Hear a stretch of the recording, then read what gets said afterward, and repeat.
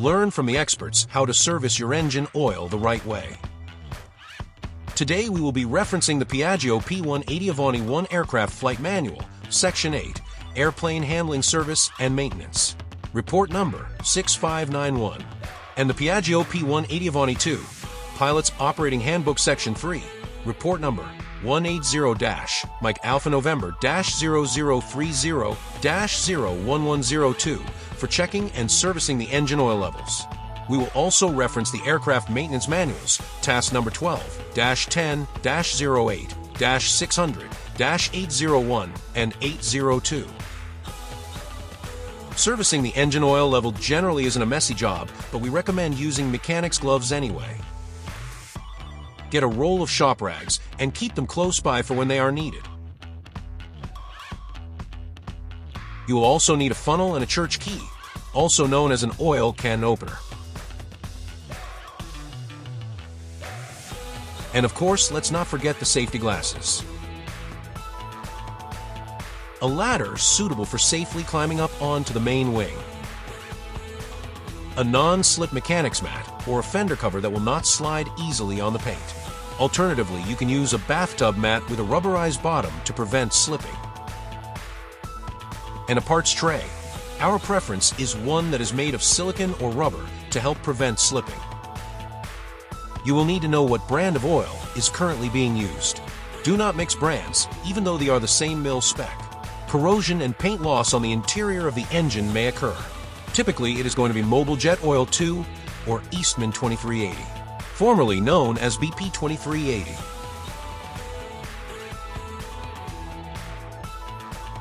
According to the Aircraft Maintenance Manual, Chapter 91, only Mobil Jet Oil 2, Aeroshell Turbine Oil 500, Castrol 5000 and Exxon Turbo Oil 2380 engine oils have been tested and are approved for use on the P180 airplane within the recommendations of the latest revision of Pratt & Whitney Engine Service Bulletin No. 14001.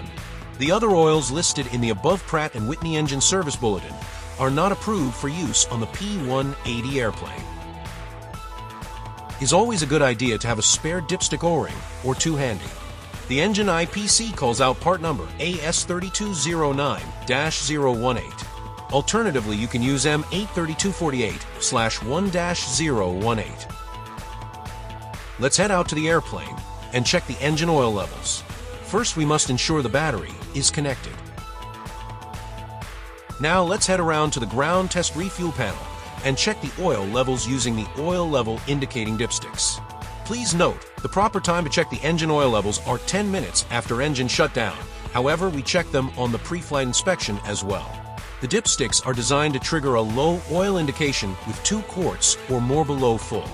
Our experience shows the actual oil levels varying between 2.5 and 2 3/4 quarts below full. When the battery is first connected, it is common to see the hydraulic filter warning light illuminated when you open the ground test refuel panel. After the test is completed, this light should extinguish. You should see 4 steady red warning lights between 3 and 5 seconds after activating the test. Once you have 4 steady lights, release the switch. After about the same amount of time, all lights should extinguish, indicating the engine oil levels are good. Also, the hydraulic fluid level and filter bypass have been checked. Be sure to read and familiarize yourself with the procedures before accessing the dipstick if servicing the oil is required. A more detailed procedure can be found in the Aircraft Maintenance Manual under Chapter 12, Servicing. We are committed to adhering to the manufacturer's guidelines, ensuring that all procedures align with their recommendations. In the event of any inconsistencies or conflicts, the manufacturer's instructions shall take precedence. If your aircraft has the factory upper access door, you will have to remove it completely to reach the oil dipstick. You will need a 5/32 hex key bit or Allen wrench. A 4mm hex bit will work also. Be very careful with the fasteners. They are titanium, and if dropped, you will not be able to retrieve them with a magnet. Also, they are not commonly retained at the panel with clips. They should be removed and placed in a safe area or parts tray. Alternatively, these fasteners are available in a number 2 Phillips driver size. Simply figure out what your aircraft is equipped with. This is a carbon fiber panel, so use caution if you are handling with bare hands. It will leave splinters in your skin similar to fiberglass. If your aircraft is equipped with the service door, it is available through an STC. No tools are required to gain access to the engine oil dipstick.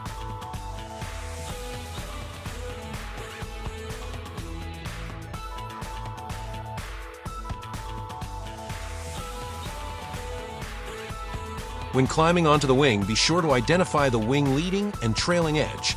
Avoid putting any weight in these areas.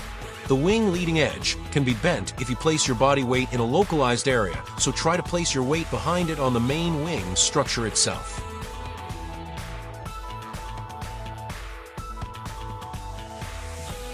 The wing trailing edge is constructed of carbon fiber. Placing unnecessary weight on it can cause damage such as delamination and undue stress at its attach points, subsequently causing damage to the outboard flap. The main wing structure itself is very rigid, so placing your body weight in a localized area isn't going to cause any damage. If you are going to stand or sit on the wing directly without a protective mat, be sure you do not have anything on your persons that will scratch the paint. Also make sure you do not have any foreign objects stuck to the bottom of your shoes that will scratch the paint. Once you have accessed the engine oil dipstick, disconnect the electrical connector. You will notice it is key slotted to prevent misalignment when reconnecting. Also, you will notice a unique friction, like a ratcheting resistance. This is normal and helps prevent the connector from loosening during flight. The electrical connector is generally secured to a local rigid structure, so the connector should remain accessible if left hanging loose after disconnecting. It's crucial to note the alignment markings on the dipstick and locking collar. These marks are green in color. If they are faded, consider having them repainted at your next maintenance visit. The locking collar can be rotated 90 degrees clockwise to unlock the oil dipstick. Pay attention for any oil coating the area. If it is wet with oil, you may have a leaking O-ring on the dipstick. Another indicator of a leaking O-ring is oil being vented through the louvers on the access panel.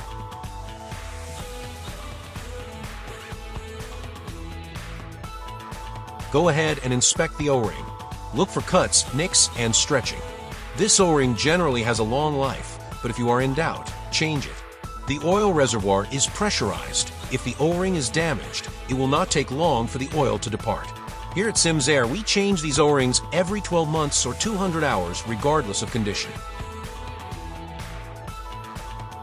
Even though this oil dipstick is electronic, it still has markings that you can see showing the number of quarts low from full.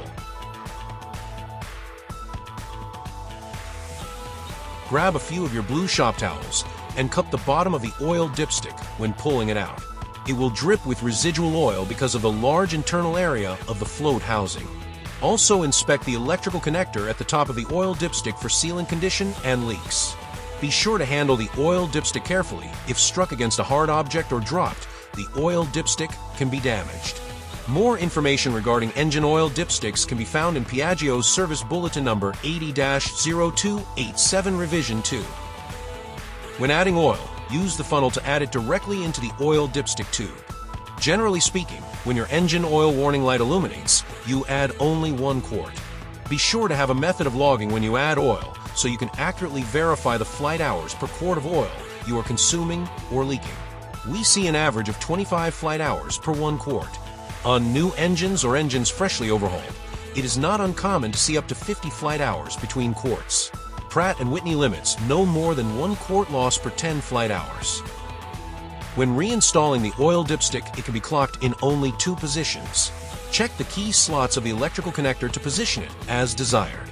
If you clock the oil dipstick 180 degrees from its original position, there will not be a problem with the operation of the oil dipstick itself. However, the electrical connector may have an awkward fit, pulling its electrical harness unnecessarily tight.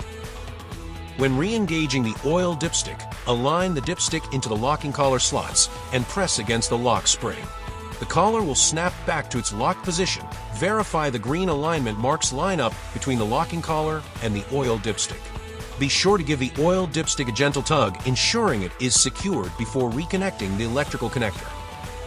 You must be certain the oil dipstick is properly locked into place. If not, all 3.5 gallons of oil will be pushed out of the dipstick tube within just a few minutes after engine start.